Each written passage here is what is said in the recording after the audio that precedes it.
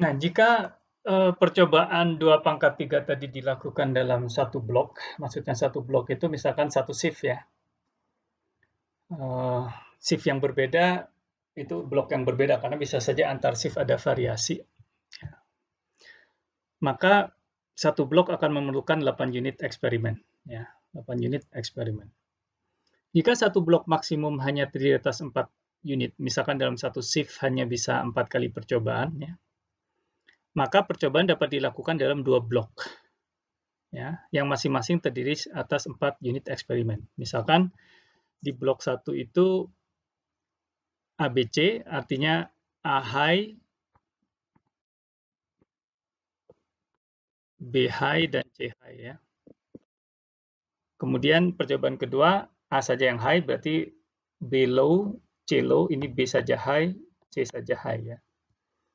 Nah di blok 2, A high, B high, dan seterusnya sampai 1 itu artinya semuanya low ya, low, low, low, A low, B low, C low, seperti itu. Nah, tapi perhatikan ya, kontras untuk ABC, ya, kontras untuk ABC yang tadi ya. Kontras ABC itu tadi apa? Kontras ABC. Kontras ABC. Berarti plus A, plus B, plus C, plus ABC. Minus BC, minus AC, minus AB, dan minus 1. Ya, seperti ini. Di kontras ABC ini ya, tadi ya. Nah, kontras blok 2 apa? Blok 2 dan blok 1 kontrasnya. Berarti kan plus ABC, plus A, plus B, plus C, minus, minus, minus, minus. Seperti itu. Sama kan ya. Jadi di sini kita nggak jelas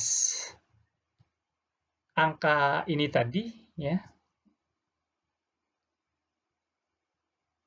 kontrasnya tadi 10 ya. Ini kalau dalam 2 blok ya, itu selisih akibat kontras blok atau kontras ABC ya. Jadi kalau blok ya,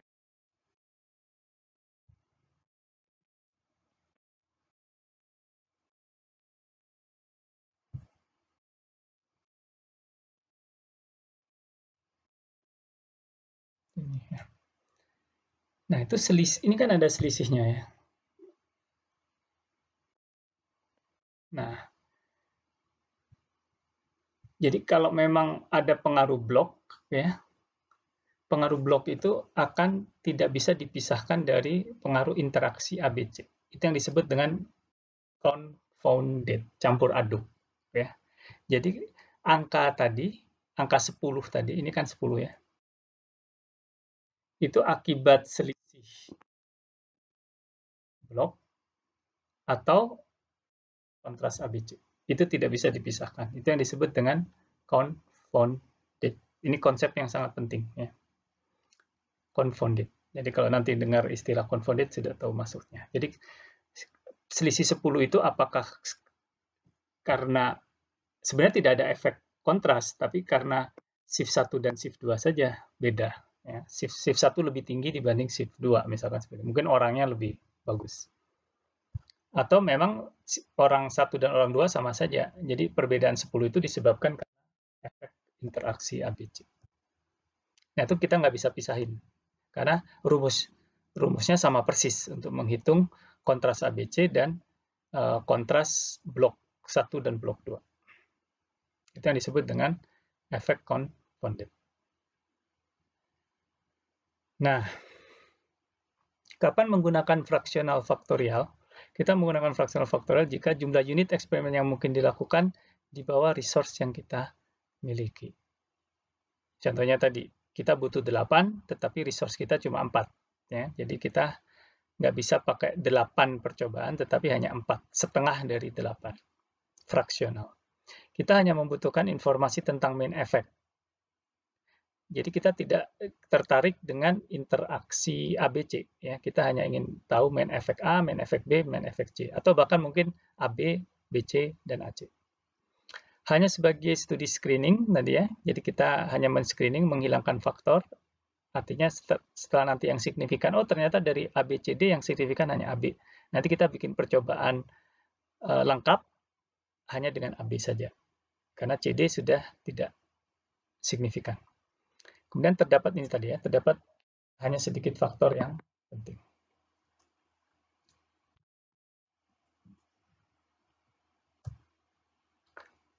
Nah, fraksi setengah dari 2 pangkat n faktorial disebut dengan fraksion 2 pangkat n-1 fraksional ya. Ya kan 2 pangkat n kali setengah berarti 2 pangkat n-1. Nah, prinsipnya sama dengan incomplete block tadi ya.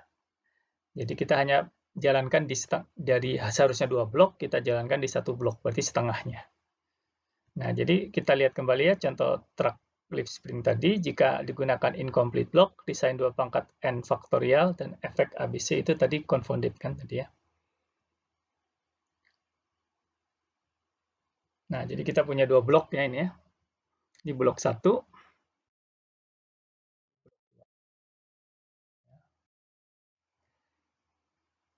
Nah, ini harusnya minus ya. Nah, jadi di sini kita lihat ya, efek interaksi itu, ya ini kan plus plus plus plus ya, minus minus minus. Sama persis kan. Jadi kalau kita ingin melihat selisih rataan blok 1 dan rataan blok 2, berarti kan ini dijumlah dikurangi ini. Sama ini, dijumlah semua. Untuk interaksi ABC juga plus semua, ini minus semua. Jadi confounded. Ya.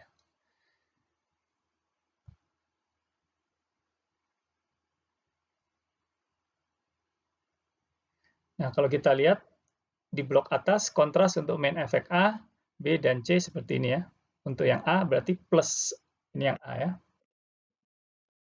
Yang A berarti plus A, minus B, minus C, plus ABC.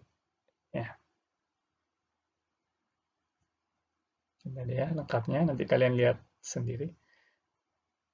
Nah, interaksi untuk BC, AC, dan AB, perhatikan. Sama kan? Ini plus A, minus B, minus C, plus ABC. Artinya ini sama. Jadi, kontras A dan kontras BC itu sama persis. Plus 35, minus 28, minus 48, plus 29.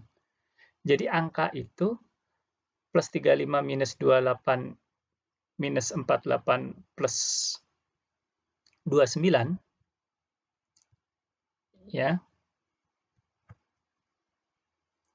itu sebenarnya kontrasnya A atau kontrasnya BC. Interaksi BC itu tidak bisa kita pisahkan. Berarti A dan BC confounded. Jadi kita tidak bisa memisahkan main efek A dengan interaction efek BC. Itu tidak bisa dipisahkan. Kalau ada angkanya, itu campur aduk antara efek A saja, main efek A, dan interaksi BC. Kita tidak bisa pisahkan. Oke, ya. Nah, maka dari situ di sini di desain ini ya, kalau kita hanya menjalankan yang atas saja ya, yang bawah enggak, BC itu alias dari A. Alias karena sama, alias. Nah, jadi karena kontras ya. Jadi karena kontras A dan kontras BC itu sama, maka A itu aliasnya adalah BC. Karena hubungannya kan sama ya. Jadi alias dari B adalah AC dan seterusnya. Nah, interaksi ABC yang digunakan untuk mendefinisikan kontras disebut dengan design generator. Nah, perhatikan bahwa ABC memiliki koefisien yang sama plus untuk semua kolom dalam kombinasi treatment. Ini ya, coba lihat. Semua plus. I juga plus. I juga plus.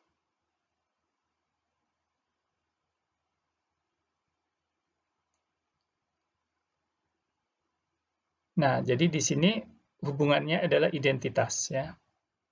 I sama dengan ABC. Nah, ini disebut dengan defining relation. Ya. Jadi untuk desain ini hubungan identitasnya adalah I sama dengan ABC. Ya, sini.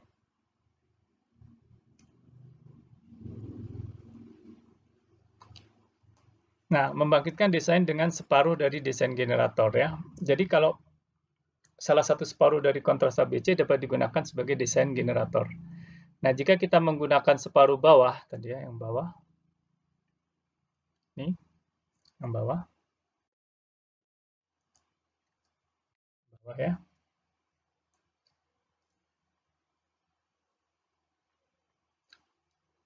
maka desainnya adalah I sama dengan minus ABC. Ya, ini adalah minus kan, ini sama dengan minus A. Nah, kontras untuk A adalah LA minus 1, AB, dan seterusnya. Maka di sini hubungannya, aliasnya adalah A dengan minus BC. Ya, coba diperhatikan. A, ini minus, ini plus. Plus, minus. Jadi kebalikan. Ya. Nah, kita dapat menggunakan relation dan desain generator untuk menentukan alias. Jadi kalau kita tahu desain generatornya ABC, maka aliasnya apa? Jadi, misalkan kita tahu A, aliasnya apa? Kali desain generatornya. Dengan tadi kuadrat. Tapi kalau A kuadrat dicoret. Jadi desainnya, aliasnya A adalah BC. Seperti itu. Kalau yang di bawah, A dikali minus ABC. Jadi minus BC. Nah, bagaimana membangun desain 2 pangkat N-1? Ya, desain separuh fraksi dibangun dengan interaksi order tertinggi sebagai desain generator. Nah, di sini order tertingginya apa? Order tertingginya ABC kan? Nah, berarti ABC sebagai desain generator. Kalau ada 4 faktor berarti ABCD gitu kan ya. 5 faktor ABCDE sebagai desain generator. Kombinasi treatment diidentifikasikan sebagai berikut. Tulis koefisien plus minus dalam urutan standar ya. Tadi standar plus minus plus minus plus minus plus minus untuk A, untuk B plus plus minus minus plus plus minus minus, untuk C plus plus plus plus minus minus minus minus gitu ya. Nah, identifikasikan koefisien plus minus untuk faktor ke N. Nah, jadi kalau kita punya 3 faktor, berarti faktor ke N itu menyamakan dengan koefisiensi interaksi tertinggi pada 2 pangkat N-1. Berarti interaksi tertinggi pada 2 pangkat 2 berarti apa? AB gitu ya. Nah, jadi faktor ke N itu koefisiennya sama dengan AB. Interaksi order tertinggi yang tidak menjadi fokus penelitian biasanya digunakan untuk menghasilkan setengah replikasi. Itu tadi ya. Karena defining contrast yang digunakan untuk desain generator tidak dapat diestimasi. Karena dia itu tadi, confounded. Ini contohnya ya. Untuk desain 2 pangkat 4 minus 1. Jadi sebenarnya kita punya 4 faktor. Harusnya berapa nih? Pangkat 4. Harusnya kan 16 ya. Tapi di sini kita punya hanya 1 sampai 8. Nah, tadi apa aturannya? Yang tertinggi tandanya disamakan dengan interaksi tertinggi pada 2 pangkat minus 1. Jadi interaksi tertinggi kan ABC. Berarti tandanya D itu adalah minus kali minus kali minus. Minus. Untuk bawahnya berarti plus. Plus kali minus kali minus. Nah, nanti yang lain mengikuti. Ya. Jadi treatmentnya di sini 1 minus semua kan. Jadi di sini A-nya high, D-nya high. BC minus. Low. Di sini B high, D high, dan seterusnya. Jadi kita 8 kali percobaan. Nah, cara mengestimasi efeknya sama dengan yang tadi ya sebenarnya. Tapi ini saya rasa ya kalian bisa ikuti dulu ya. Untuk AB contohnya kita ya sama dengan yang tadi ya, 2 dikali LAB kontras dari kombinasi terminal N adalah jumlah total observasi dalam eksperimen.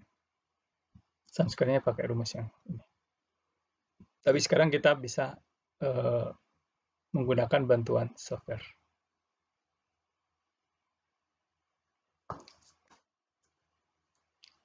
Nah, perhatikan, jika tidak ada efek, ya, tidak ada faktor yang mempengaruhi. Jika A tidak berpengaruh, B tidak berpengaruh, C tidak berpengaruh, interaksi tidak berpengaruh, maka variasi yang ada itu sekedar error. Dan masih ingat bahwa error itu diasumsikan berdistribusi normal. Nah, jadi artinya efek-efek dari A, B, C, AB, BC, CD itu akan membentuk histogram distribusi normal. Nah, kalau tidak membentuk distribusi normal, jadi ada satu efek yang sangat besar atau sangat minus, nah berarti efek tersebut menunjukkan signifikan, ya, signifikansi dari faktor tersebut. Ya.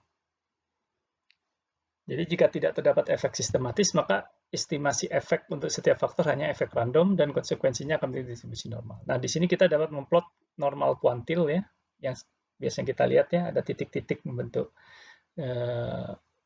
di output Minitab biasanya kalau dia normal dia membentuk garis lurus titik-titik itu yang disebut dengan normal kuantil. Nah, kecuali ada titik yang jauh dari garis, nah berarti itu efeknya signifikan. Dia bukan sekedar efek random.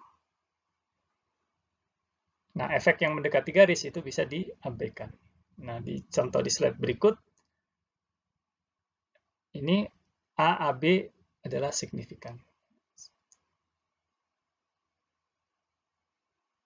Oke, ini ada contoh ya.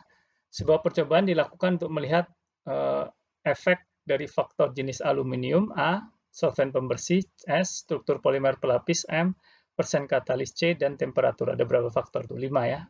A, S, M, C, T terhadap kekuatan kerangka aluminium berbasis polimer. Jadi kalau mau lengkap 2 pangkat 5, 32. Di sini kita mencoba membuat faktorial sebagian, setengah faktorial, berarti 2 pangkat 5 minus 1, di mana main efek akan dialiaskan dengan interaksi order pangkat 4. Nah, jadi di sini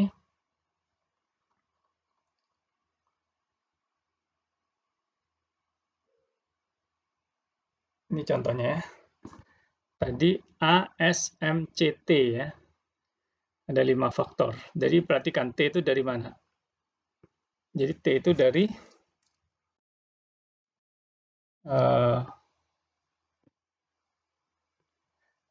T itu dari perkalian A kali S kali M kali C. Seperti itu. Nah, ini sebenarnya kalau mau dilengkapi tabelnya masih lebih panjang lagi ya. Ada AS, ada AM, ada AC, ada AT, ada SM, dan seterusnya. Ada berapa? Ya, kalau mau tulis lengkap saja ya. AS, AM, AT, kemudian apa lagi? SM, SC, ST, kemudian MC, MT, yang 3. ASM, AMC, nah seterusnya. Jadi banyak sekali efeknya ya. Efeknya banyak sekali. Nah, efek-efek itu tadi bisa diestimasi pakai rumus ini tadi ya. Pakai rumus ini tadi, atau tadi contoh yang lebih gampang. Efeknya bisa diestimasi seperti ini. Nah, jadi efek-efek ini tadi kemudian diplot ya di normal kuantil. Nah, saya nggak akan cukup waktu menjelaskan normal kuantil, tapi kalian bisa baca di buku Walpole atau di internet. Nah, ini plotnya seperti ini. Nah, ternyata efek C, E, AB, dan A. A itu apa? A, B itu S, C itu M. Nggak tahu itu ini dari Minitab ya. Nanti di video berikutnya saya tunjukkan bagaimana cara mendapatkan ini di Minitab. Nah, efek yang lainnya ini, ya ada AS, AM, titik-titik ini. Ada banyak ya. Jadi yang signifikan hanya ini tadi. A, AS, T, dan C.